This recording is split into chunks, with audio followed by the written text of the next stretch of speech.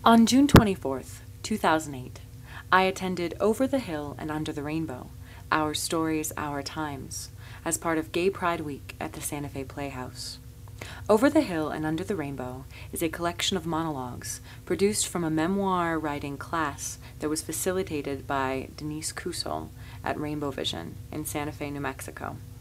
Denise Kusel produced the play, and the performers were the individuals who wrote the autobiographical monologues they performed.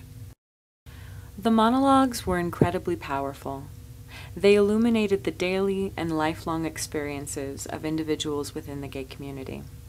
They were incredibly personal and deeply affecting.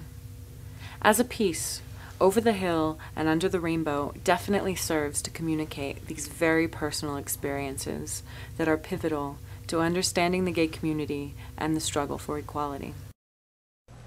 The restaurant, he said, "I'm sorry I've been in such a bad mood lately.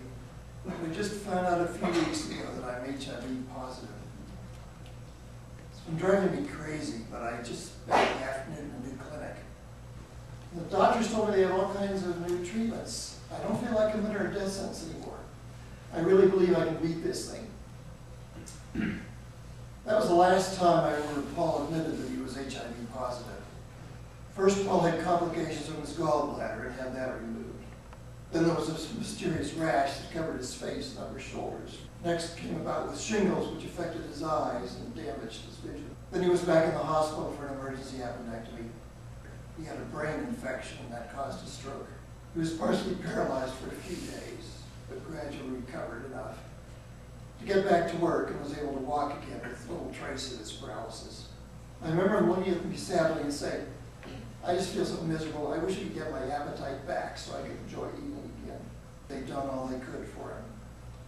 They stopped all his medications and he was moved to a hospice. I visited Paul there almost every day as he gradually faded away. Finally said to me one day, "I'm sorry, Steve, I just can't handle visitors anymore." I left quietly. Soon after this, he sank into a coma. By this time, I was the only friend who was still in touch with Paul. Everyone else had stopped visiting or even calling him. Early the next morning, Paul's mother called me to tell me that he had died during the night. For the Santa Fe Reporter, I am Alysha Shaw.